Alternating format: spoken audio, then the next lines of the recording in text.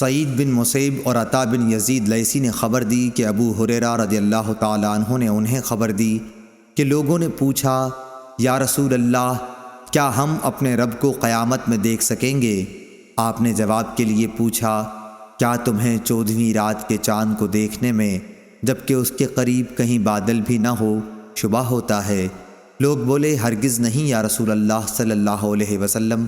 پھر آپ نے پوچھا، اور کیا تمہیں سورج کے دیکھنے میں جبکہ اس کے قریب کہیں بادل بھی نہ ہو شبہ ہوتا ہے؟ لوگوں نے کہا کہ نہیں یا رسول اللہ۔ پھر آپ نے فرمایا، رب العزت کو تم اسی طرح دیکھو گے۔ لوگ قیامت کے دن جمع کیے جائیں گے، پھر اللہ تعالیٰ فرمائے گا کہ جو جسے پوجتا تھا وہ اس کے ساتھ ہو جائے۔ چنانچہ بہت سے لوگ سورج کے پیچھے ہو لیں گے، بہت سے چاند اور بہت سے بتوں کے ساتھ ہو لیں گے۔ یہ امت باقی رہ جائے گی، اس میں منافقین بھی ہوں گے۔ پھر اللہ تعالیٰ ایک نئی صورت میں آئے گا اور ان سے کہے گا کہ میں تمہارا رب ہوں۔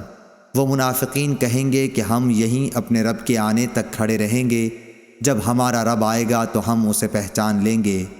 پھر اللہ عز و جل ان کے پاس ایسی صورت میں جسے وہ پہچان لیں آئے گا اور فرمائے گا کہ میں تمہارا رب ہوں۔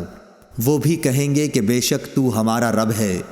پھر اللہ تعالیٰ بلائے گا، پل صراط جہنم کے بیچوں بیچ رکھا جائے گا، اور حضرت صلی اللہ علیہ وسلم فرماتے ہیں کہ میں اپنی امت کے ساتھ اس سے گزرنے والا سب سے پہلا رسول ہوں گا۔ اس روز سوائے انبیاء کے کوئی بھی بات نہ کر سکے گا، اور انبیاء بھی صرف یہ کہیں گے، اے اللہ مجھے محفوظ رکھیو، اے اللہ مجھے محفوظ رکھیو۔ اور جہنم میں سعدان کے کانٹوں کی طرح آکس ہوں گے۔ سعدان کے کانٹے تو تم نے دیکھے ہوں گے۔ صحابہ رضی اللہ تعالیٰ عنہ نے عرض کیا کہ ہاں۔ آپ نے فرمایا، تو وہ سعدان کے کانٹوں کی طرح ہوں گے، البتہ ان کے طول و عرض کو سوائے اللہ تعالیٰ کے اور کوئی نہیں جانتا۔ یہ آنکس لوگوں کو ان کے اعمال کے مطابق کھینچ لیں گے۔ بہت سے لوگ اپنے عمل کی وجہ سے ہلاک ہوں گے، بہت سے ٹکڑے ٹکڑے ہو جائیں گے، پھر ان کی نجات ہوگی۔ جہنمیوں میں سے اللہ تعالیٰ جس پر رحم فرمانا چاہے گا تو ملائکہ کو حکم دے گا کہ جو خالص اللہ تعالیٰ ہی کی عبادت کرتے تھے انہیں باہر نکال لو۔ چنانچہ ان کو وہ باہر نکال لیں گے اور موحدوں کو سجدے کے آثار سے پہچانیں گے۔ اللہ تعالیٰ نے جہنم پر سجدے کے آثار کا جلانا حرام کر دیا ہے۔ چنانچہ یہ جب جہنم سے نکالے جائیں گے تو اثر سجدہ کے سوا ان کے جسم کے تمام ہی حصوں کو آگ جلا چکی ہوگی۔ جب جہنم سے باہر ہوں گے تو بالکل جل چکے ہوں گے، اس لیے ان پر آب حیات ڈالا جائے گا، جس سے وہ اس طرح ابھر آئیں گے جیسے سیلاب کے کوڑے کرکٹ پر سیلاب کے تھمنے کے بعد سبزہ ابھر آتا ہے۔ پھر اللہ تعالیٰ بندوں کے حساب سے فارغ ہو جائے گا، لیکن ایک شخص جنت اور دوزخ کے درمیان اب بھی باقی رہ جائے گا۔ یہ جنت میں داخل ہونے والا آخری دوزخی شخص ہوگا۔ اس کا منہ دوزخ کی طرف ہوگا، اس لیے کہے گا کہ اے میرے رب، میرے منہ کو دوزخ کی طرف سے پھیر دے، کیونکہ اس کی بدبو مجھ کو مارے ڈالتی ہے اور اس کی چمک مجھے جلائے دیتی ہے۔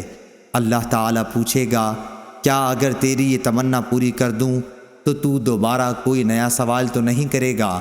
بندہ کہے گا، نہیں، تیری بزرگی کی قسم۔ اور جیسے جیسے اللہ چاہے گا وہ قول و قرار کرے گا۔ آخر اللہ تعالیٰ جہنم کی طرف سے اس کا منہ پھیر دے گا۔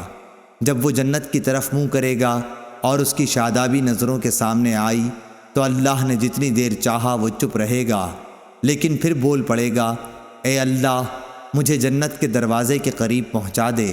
اللہ تعالیٰ پوچھے گا، کیا تو نے عہد و پیمان نہیں باندھا تھا کہ اس ایک سوال کے سوا اور کوئی سوال تو نہیں کرے گا؟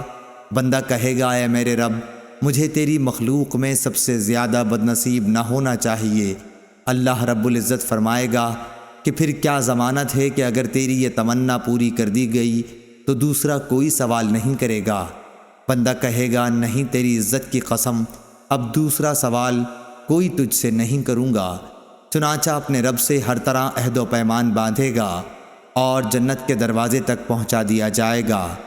دروازے پر پہنچ کر جب جنت کی پہنائی تازگی اور مسرتوں کو دیکھے گا تو جب تک اللہ تعالیٰ چاہے گا وہ بندہ چپ رہے گا، لیکن آخر بول پڑے گا کہ اے اللہ مجھے جنت کے اندر پہنچا دے۔ اللہ تعالیٰ فرمائے گا افسوس اے ابن آدم، تو ایسا دغاباز کیوں بن گیا؟ کیا ابھی تو نے عہد و پیمان نہیں باندھا تھا کہ جو کچھ مجھے دے دیا گیا اس سے زیادہ اور کچھ نہیں مانگوں گا؟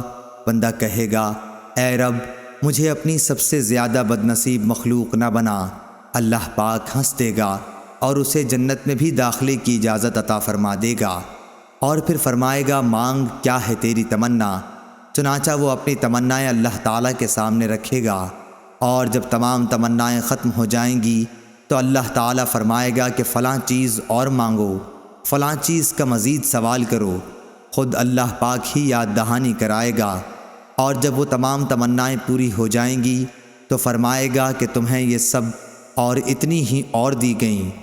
حضرت ابو سعید خدری رضی اللہ تعالیٰ عنہ نے حضرت ابو ہریرہ رضی اللہ تعالیٰ عنہ سے کہا کہ رسول اللہ صلی اللہ علیہ وسلم نے فرمایا کہ یہ اور اس سے 10 گنا اور زیادہ تمہیں دی گئیں۔ اس پر حضرت ابو ہریرہ رضی اللہ تعالیٰ عنہ نے فرمایا کہ رسول اللہ صلی اللہ علیہ وسلم کی یہی بات صرف مجھے یاد ہے کہ تمہیں یہ تمنائیں اور اتنی ہی اور دی گئیں، لیکن حضرت ابو سعید رضی اللہ تعالیٰ عنہ نے فرمایا کہ میں نے آپ کو یہ کہتے سنا تھا کہ یہ اور اس کی 10 گنا تمنائیں تجھ کو دی گئیں۔ صحیح بخاری حدیث نمبر 806۔